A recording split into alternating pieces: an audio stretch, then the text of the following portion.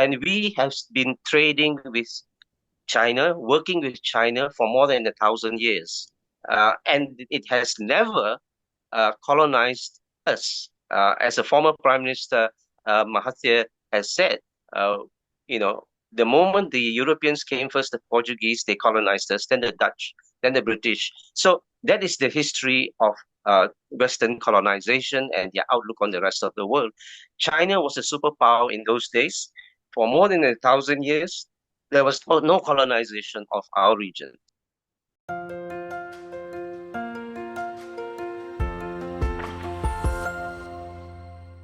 Hello, everybody. This is Pascal from Neutrality Studies, and today is December 30th here in Japan, which means that by the time you're watching this video, Malaysia has probably already taken over the ASEAN presidency, because in 2025, Kuala Lumpur will be presiding over ASEAN affairs. To discuss this, I'm joined today by Bunn Nagara. Bunn is a geostrategic consultant and the director and senior fellow of the Renaissance Strategic Research Institute. He's based in Malaysia. He has, for more than 4 decades, been an internationally award-winning journalist and a geopolitical analyst. So, Bunn, thank you very much for joining me today. Thank you, Pascal.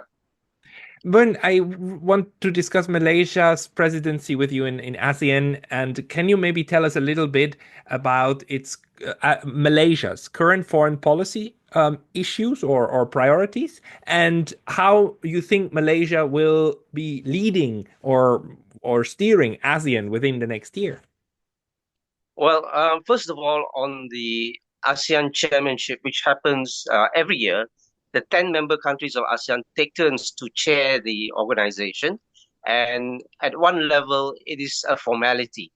Basically, the chairmanship means, taking care of logistics, organizing meetings of ASEAN, and other affairs relating to the organization. But this year, for at least next year, which is 2025, Malaysia is determined to make a difference in actually tackling the important issues of ASEAN and achieving something of note within that year. So it is a bit of a challenge because not many things can be done within 10 to 12 months and seem to be successful. Then as for Malaysian foreign policy, it is remarkably consistent through the years and the decades, if you look closely at it, regardless of whoever is the prime minister and whichever party is in government. Foreign policy in Malaysia is consistent through the years. And this is basically a non-aligned position and also neutrality. Because, it is said that Malaya at first got independence in 1957 from Britain. And then Malaysia was formed in 1963 together with Singapore and two Borneo states, Sabah and Sarawak. But throughout, even though Malaysia formally achieved gained membership of the non-aligned movement only in 1970-71, more than a decade after independence. The position is consistent because before its formal membership of the non-aligned movement, Malaya and Malaysia have been unaligned, unofficially or de facto non-aligned. So it's not only from membership of the non-aligned movement that a country becomes officially non-aligned. I mean, on official terms perhaps, but informally and de facto, non-alignment and neutrality, however you might define it, has always been Malaysia's foreign policy. Malaysia is really interesting for me about this because the champion within ASEAN of non-alignment is Indonesia to me. Malaysia is though the one that actually brought the neutrality concept into ASEAN, that it pitched and actually then managed to get enshrined in ZOPFAN, right? The Zone of Peace, Freedom and Neutrality. That was a Malaysian push. Yes. And there was always a tension with Indonesia because Indonesia had the other concept, non-alignment. How is this? How is there still a tension today about this affair? Not really. There's really no conceivable difference between non-alignment and Malaysian neutrality because it's true that Indonesia was a leading light of the non-aligned movement with the former President Sukarno, and the differences between Indonesia and Malaysia were actually about the formation of Malaysia itself. It's a bilateral issue. rooted mainly in Sukarno's presidency back in the early 1960s. So that is basically over. So in terms of external affairs, especially within ASEAN and through the lens of ASEAN, basically there's no difference between Indonesia and Malaysia. Both are together in non-alignment or neutrality. And actually, both countries were the leading countries in Southeast Asia and in ASEAN in terms of opposing AUKUS when it came up a few years ago, and they still do. And this is really interesting. And you said at the beginning that the chairmanship is a formality. On the one hand, yes, sure, but on the other hand, the chair usually gets to set certain agenda items. And we've seen just this year, 2024, how important that was for BRICS, right? How the Yep. Russian presidency actually really pushed forward the BRICS agenda very much. Do you expect a similar Malaysian push? Because Malaysia actually also applied for BRICS membership. So there's a lot going on in ASEAN affairs at the moment, how it tries to relate to other global South countries. Well, at least four ASEAN countries have been known to apply to BRICS or shown that they want to be BRICS members. And these four, including Malaysia and Indonesia, the others being Vietnam and Thailand, have been or are going to be admitted as BRICS partner countries officially from the 1st of January next year. In the case of Malaysia, there is no hesitation to be a full BRICS member. But at the same time, I can understand why this new status of um, partner country or associate member has been created recently since the Kazan the summit, because a couple of countries, Argentina and what was it? The other it's had second thoughts, Saudi Arabia, Saudi Arabia. about joining immediately. So to avoid such difficulties of uncertainty, this new category of partner members, partner countries of BRICS has been created. But Malaysia remains very willing, and not only willing but also very keen to be a full BRICS member, and hopes to achieve that as soon as possible. And your Minister of Trade or Minister of the Economy, um, Tengku Zafrul Aziz, recently wrote and published a piece in one of the daily newspapers with the title "Why ASEAN's Neutrality is Our Greatest Asset in a Divided World." And he frames the entirety of ASEAN, which is 10 members, soon to be 11, with probably soon to come East Timor. He frames the whole bloc as basically a neutral a neutral bloc. Do you think that this is something that only Malaysia tries to portray, or is this a general way that ASEAN will try to brand itself beyond Malaysia and Indonesia? Well, it is an implicit understanding that not only ASEAN but also BRICS are neutral or non-aligned countries. Um, all 10 ASEAN members are actually members of the non-aligned movement, and the 11th, as you mentioned, Timor-Leste, is going to be the newest, and I think the final member of ASEAN has already become a member of the non-aligned movement. So ASEAN has always been understood to be a non-aligned region and association, while the understanding, I think, internationally uh, is that BRICS also is non-aligned, even though that is seldom said as such or expressed as such. In the case of Tunku Zafrul, he mentioned this in particular because of a coming together of three developments. One being the rising tensions between the US and China. Second, the incoming Trump administration with a lot of uncertainty about its policies internationally. And third, because Malaysia will be the chairman of ASEAN for 2025.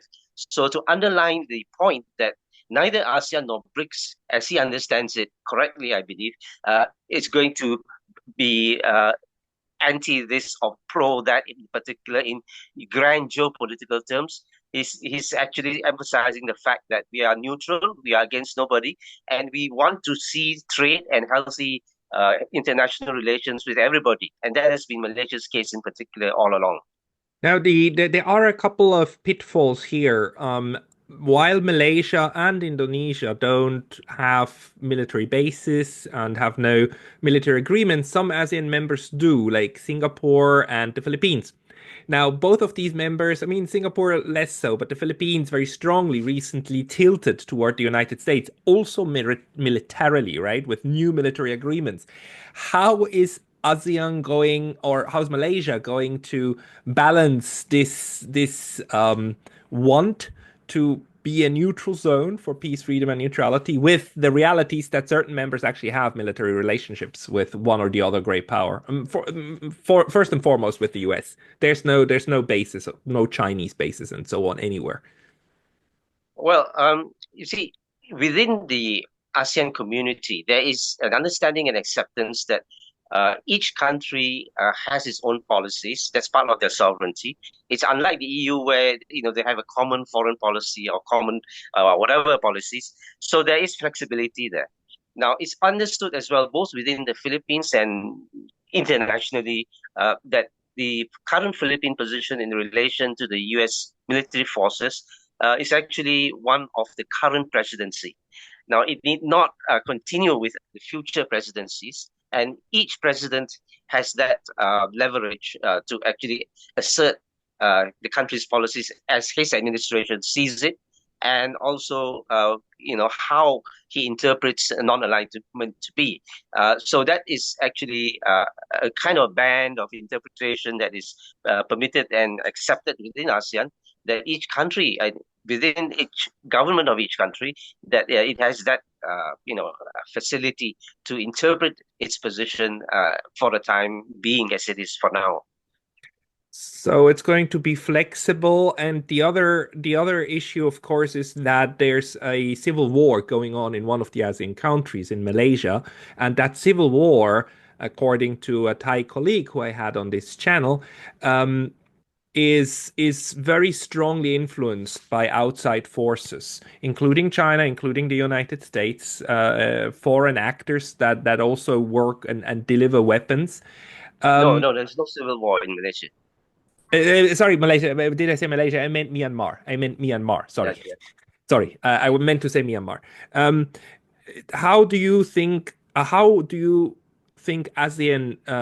under Malaysia's chairmanship will approach the civil war in Myanmar?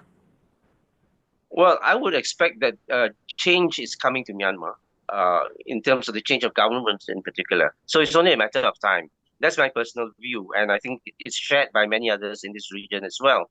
The military junta in power now in Myanmar isn't going to last. So as far as many countries in ASEAN, and I believe probably Malaysia as well, is to regard that change as an internal matter of the country. We are watching closely, and the key really is to keep channels open with all parties. We don't want to antagonize anyone, nor do we want to support anyone in particular against the others within their civil war. That is their business. So we all hope that it will not spill over the borders into neighboring countries. At the same time, I think everybody in ASEAN wants to see that fighting end as soon as possible with a just and peaceful solution.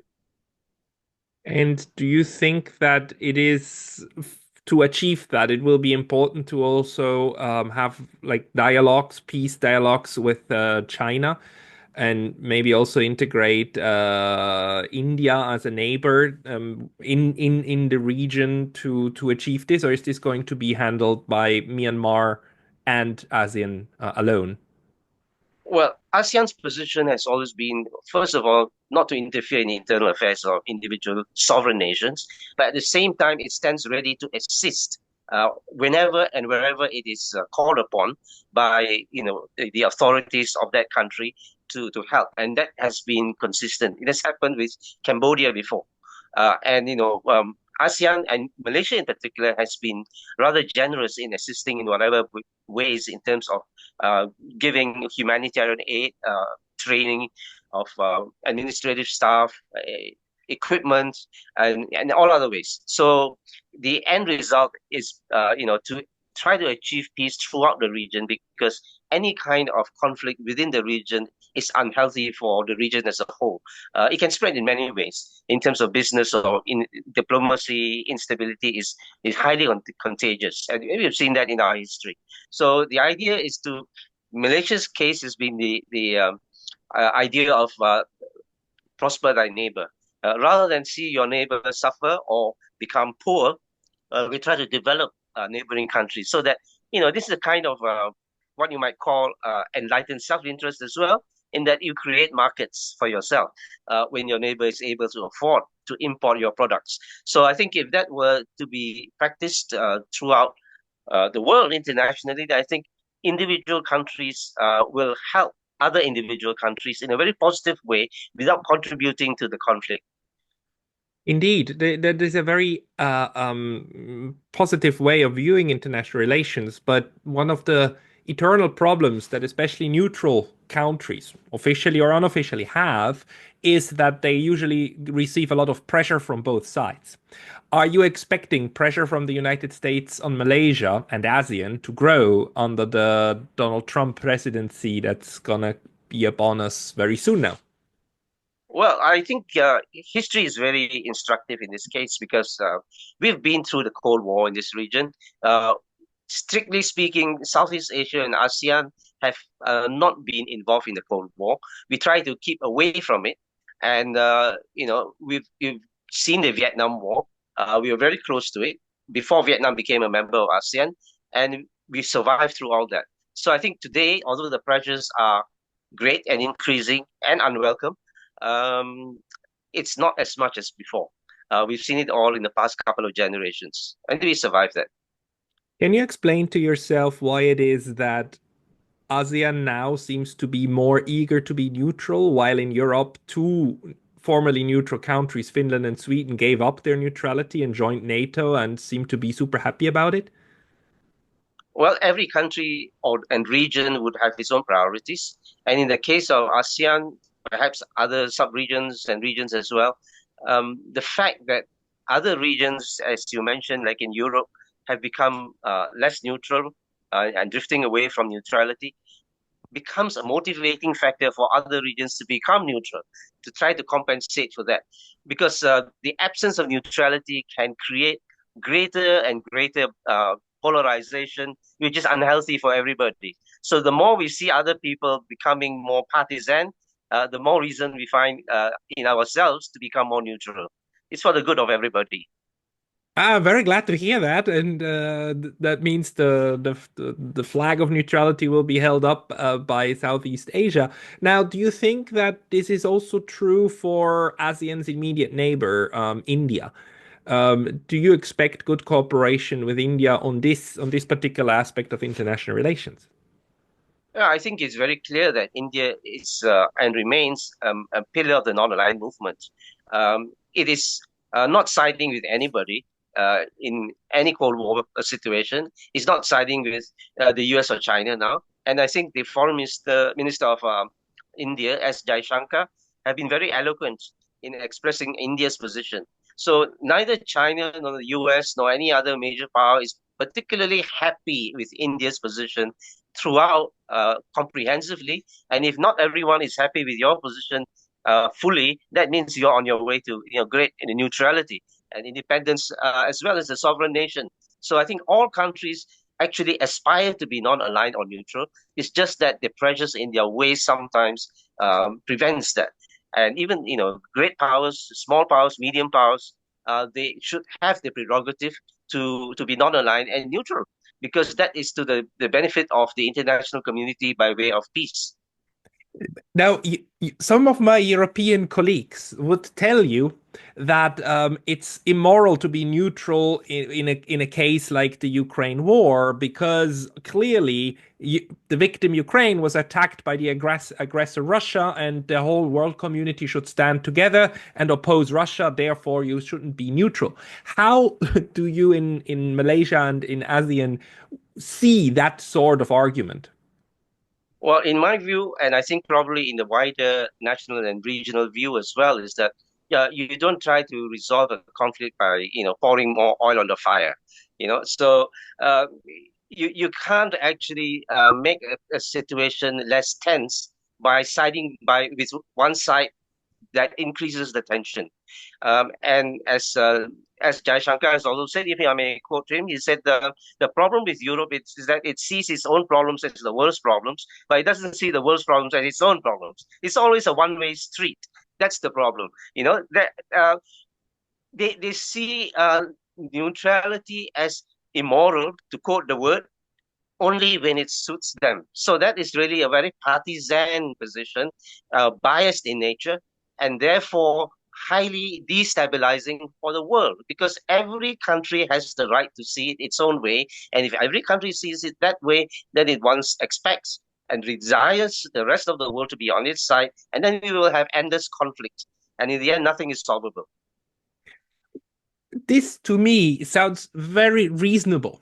And I've been telling this a lot of my European friends and colleagues for a long time. But for some reason, it doesn't stick. For some reason, it seems that Europe again is caught very much in its black and white thinking. Um, do you what is it in ASEAN that leads to this natural understanding of managing conflicts the way that you just described it? Well, there may be several reasons, and one of them could be that no ASEAN country is large or powerful enough to be an imperialist country. Never in its history, nor currently, or for even for the foreseeable future. Whereas European countries come from a tradition of imperialism. They have been colonial masters before. So they see it in black and white terms because they want everything to suit their own national interests. They do not have time or space, apparently, for other countries' differences of opinion and views. And that's the problem. Are you afraid that on the other hand, China might pose a military threat to ASEAN? Because that's something that especially the United States keeps saying time and again, and the US wants to create AUKUS, wants to create deterrence, and wants to be a big bulwark of military force against China. Is ASEAN afraid of China? Um, it depends on each ASEAN country. So I cannot speak for others, but from what I understand, in the case of Malaysia, no. Malaysia is not afraid of China because through various forms, Malaysia, before that Malaya, before that British Malaya, and then we have the individual sovereign Malay sultanates going back centuries. And we have been trading with China, working with China for more than 1,000 years. And it has never colonized us. As a former Prime Minister Mahathir has said, uh, you know, the moment the Europeans came first, the Portuguese, they colonized us, then the Dutch, then the British. So that is the history of Western colonization and their outlook on the rest of the world. China was a superpower in those days. For more than 1,000 years, there was no colonization of our region. So uh, we have that history and we have that understanding.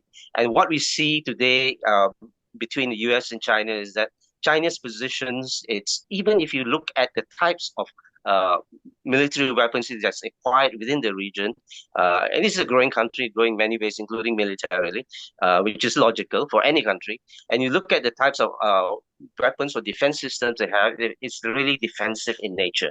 My understanding in the South China Sea, which I have studied for several years now, is that the positions it has taken in the South China Sea are basically defensive. What many people do not understand about the South China Sea is that the most expansive, widest, broadest territorial claims is not made by the People's Republic of China, but by Taiwan. The claims of China per se date back to the 1940s, when the nationalist government under the Kuomintang Party was in charge of the mainland China, but they lost the war in 1949. But before the war, the Civil War, they had maps making claims officially of the South China Sea, which remain today in its vast, expansive spread. But this was under what they call the 11 dash line. But when the People's Republic of China was formed in 1949, This was actually reduced by mainland China, this expansive claim, when they had an agreement with Vietnam to cut away certain parts of their claims, that is the Gulf of Tonkin area near Vietnam. And the People's Republic of China today has claims based on the 9-line, whereas Taiwan has claims based on the 11-line. And even so, the People's Republic of China or mainland China's claims do not cover the international waters between the islands or the rocks and the reefs in the South China Sea. They are only on those particular formations or features. Whereas in the case of Taiwan and several others as well, it's the waters, international waters as well. So there are some of these features and facts that many people do not get to understand unless they study it in detail. What do you think is Japan's role, or could Japan's role be in 2025, but also beyond that, in how it interacts with the region? Because on the one hand, it sits there as a staunch US ally. On the other hand, Japan is also trusted, I feel, very much in the region as a responsible player. Or how do you perceive Japan? Well, Japan's position is pretty consistent because regardless of whoever is the prime minister, the consensus that is mainstream in Japan remains, and it's largely a political system dominated by the Liberal Democratic Party or LDP, which has unchanging policies all through these decades. So they will remain an ally of the US. They will unfortunately still have the historical differences with China after the invasion, occupation, the rape of Nanjing, and so on, the massacres of people in China. So the difficulties going back history will remain, just as they remain between Korea and Japan. South Korea today and even North Korea basically have very bitter memories from the war with Japan. So I think the problem there is actually greater than the relationship between Japan and China. But because China is a bigger country, the focus has been between Japan and China. So this is unlikely to change through the years. But I think instead of building up the tensions by emphasizing divisions, groups like ASEAN would prefer to, look for the low-hanging fruits, encouraging cooperation, especially through trade, see how investments can go. And in fact, for many years, Japan has been a major investor in mainland China. And therefore, Japan can be said to be a major investor in the rise of China. So until the recent tensions and differences between the US and mainland China, this has been going on. So perhaps that is one of the reasons for the rising tensions, because East Asia is getting together. And economically, this is essentially economically posing a challenge to the US in particular. Yeah, so my question was if you think that in this complex, do you expect Japan to play more of a constructive role together with ASEAN, or is it more of something that worries you of how ASEAN can interact in order to stabilize the region? ASEAN has always had good relations with Japan, although Japan was a colonizer as well of our region. But post-war Japan has tried in some ways to make reparations, compensation, and so on. But the idea is that ASEAN has always been looking forward to a more positive future rather than harking back to a negative past. So, in that kind of outlook, I think Japan and ASEAN will continue to work well together.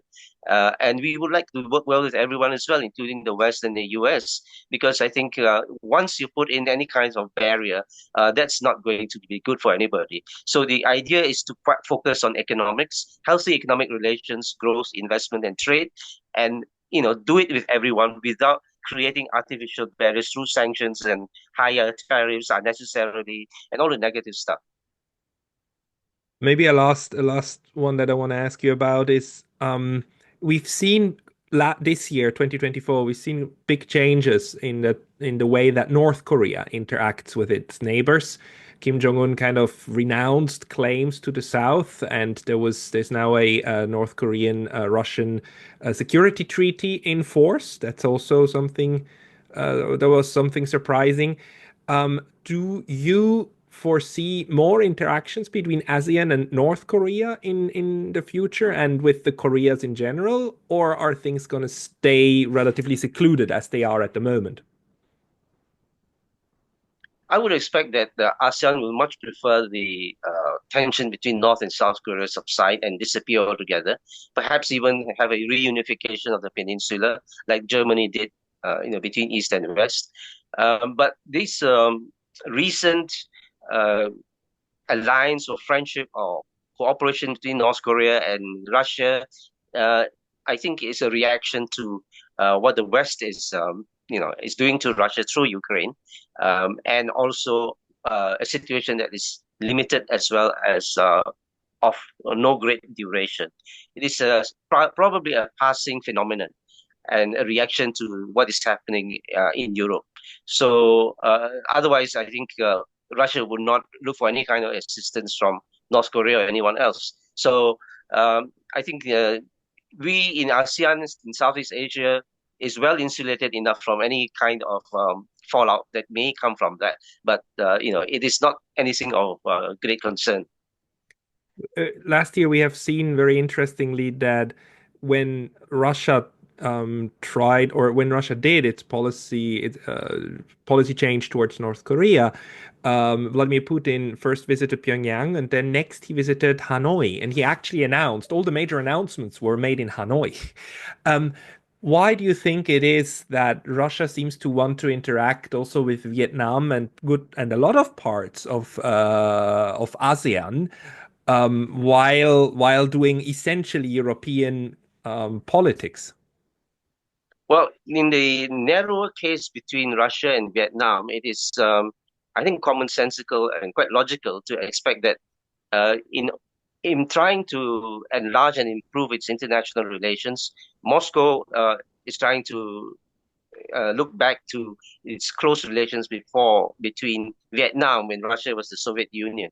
So to try to sort of rekindle that kind of relationship and develop that, as well as develop other areas. And on the broader level, Russia today is understandably trying to develop closer, better relations with East Asia, both Northeast Asia and Southeast Asia, because quite frankly, I think Moscow is fed up with the West, because it has tried very, very hard. As you know, after the Cold War, it even tried to ask for NATO membership to try to have better relations with the West, including Europe in particular, but it was rebuffed. So I think Europe lost its chance there, US as well. It could be a more peaceful region, a more peaceful Europe with Russia, healthy relations all around, which may take time to grow, but at least there was a start to that. But that is over now. So Russia is sort of looking for better relations to the east. It's trying to look east. India is also doing that. And many other countries, including I think Malaysia in the beginning in 1981, 82, it was already trying to look east, actually northeast, to Japan and South Korea in trying to industrialize and develop its economy. So I think different countries are looking east mainly because East Asia is the center of world economic growth. Now, even through many challenges, the center of global economic dynamism is still East Asia. So overall, for 2025, for ASEAN, for Southeast Asia, you seem very optimistic. Is that about right? Yes, I think there is no great reason for concern, and it's always good to build on the positives. And we have enough strong fundamentals economically to build that. And ASEAN in particular has a very good record in developing diplomacy as well with everybody. So I think we build on our strengths, and we don't get too bogged down by the negative side of things. Because once we start taking sides, that's the beginning of the end, because you no longer are neutral or seem to be fair or actually acting fairly. So when that happens, things go downhill. It gets worse, and there has to be a point where people say, okay, we have our differences, but let's build on the positives, and that's what ASEAN is doing through Malaysia's chairmanship. Boon, I am very happy that we are ending the year on neutrality studies with such an optimistic, neutral outlook at the future. Where can people read from you, Boon? I do have a once fortnightly column in the Sunday Star newspaper of Malaysia. I also write occasionally for the South China Morning Post and some publications in Singapore and China. So many of these are available online. So perhaps I can let you know later. Yes, please let me know. Send me the links. I'll put them into the description of this video. Bunn Nagara, thank you very much for your time today. Thank you, Pascal.